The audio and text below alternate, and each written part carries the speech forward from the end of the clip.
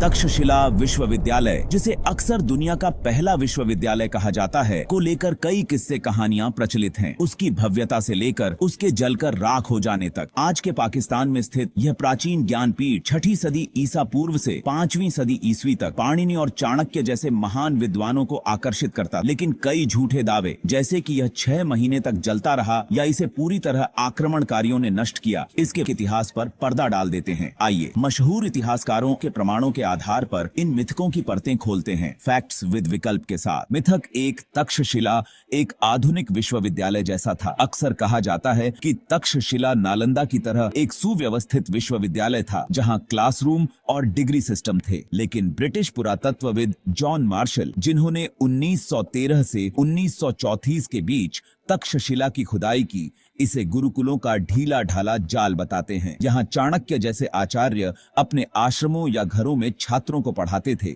न कि किसी केंद्रीकृत परिसर में। इतिहासकार रोमिला थापर अपनी किताब अर्ली इंडिया में कहती हैं कि तक्षशिला की असली ताकत उसका गुरु शिष्य पर आधारित शिक्षण पद्धति थी। यहाँ वैदिक विद्या, चिकित्सा और धनुर्विद्या जैसे विषय सिखाए जाते थे। नालंदा जैसे मठ आधारित पाठ्यक्रम या दीक्षांत समारोह की परंपरा यहाँ नहीं थी। ज्ञान ही इनाम था। यानी तक्षशिला को एक आधुनिक विश्वविद्यालय मानना ऐतिहासिक रूप से गलत है।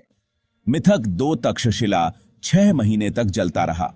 एक लोकप्रिय कथा है कि तक्षशिला की विनाश कथा में 6 महीने तक आग लगने का जिक्र आता है, लेकिन ऐसा कोई प्राचीन प्रमाण नहीं मिलता। चीनी यात्री फाह्यान जब 400 ईस्वी के आसपास वहां पहुंचे तो उन्होंने वहां बौद्ध विहारों को सक्रिय पाया। 7वीं सदी में ह्वेनसांग ने गिरावट जरूर नोट की, लेकिन किसी बड़ी आग का जिक्र नहीं किया। इतिहासकार Upinder Singh a history on ancient and early medieval India में लिखती हैं कि तक्षशिला का पतन एक धीमी प्रक्रिया थी, न कि किसी भयानक अग्निकांड का नतीजा। जॉन मार्शल की खुदाई में भी ऐसे किसी बड़े अग्निकांड का कोई सबूत नहीं मिला। यह 6 महीने की आग वाली बात शायद नालंदा के पुस्तकालय से जुड़ी कथाओं का भ्रम है, जिसे गलती से तक्षशिला से जोड़ दिया गया।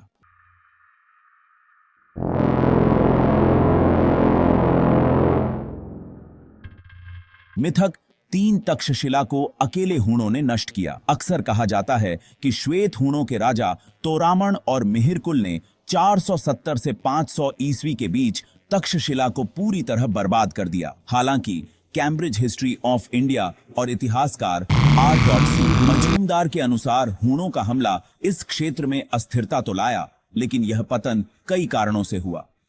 रोमिला थापर बताती हैं कि व्यापारिक रास्तों का बदलना, जहां समुद्री व्यापार बढ़ने लगा, तक्षशिला की आर्थिक ताकत को कमजोर कर गया।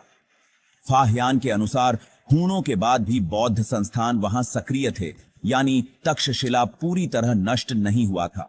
साथ ही गुप्त साम्राज्य की गिरती हुई राजनीतिक स्थिति के चलते बौद्ध विहारों को मिलने वाला संरक्षण भी धीरे धीरे समाप्त हो गया। मिथक 4, आक्रमणकारी ज्ञान विरोधी थे और जानबूझकर तक्षशिला को जलाया।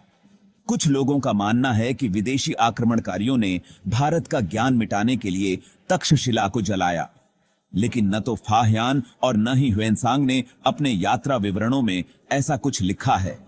थापर कहती हैं कि तक्षशिला की गिरावट राजनीतिक और आर्थिक कारणों से हुई थी। अर्गिसी मजूमदार के अनुसार हूण मुख्यतः लूटपाट करने वाले खानाबदोश थे, न कि किसी सांस्कृतिक या ज्ञान विरोधी अभियान के हिस्से के तौर पर आए थे।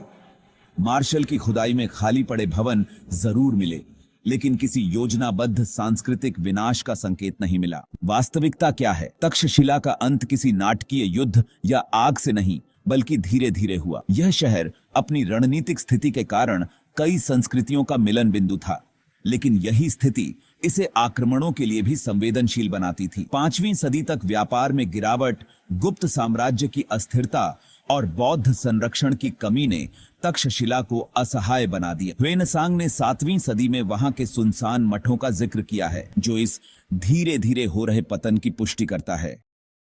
फैक्ट्स विद विकल्पा के जरिए हमने जाना कि तक्षशिला न कोई आधुनिक विश्वविद्यालय था, न ही 6 महीने तक जलता रहा और न ही हूणों ने उसे अकेले नष्ट किया। इसकी असली विरासत उसके विद्वानों की बौद्धिक उपलब्धियों में है, न कि कल्पित कहानियों में। ऐसी और सच्चाइयों के लिए फैक्ट विद विकल्पा के साथ जुड़े रहिए।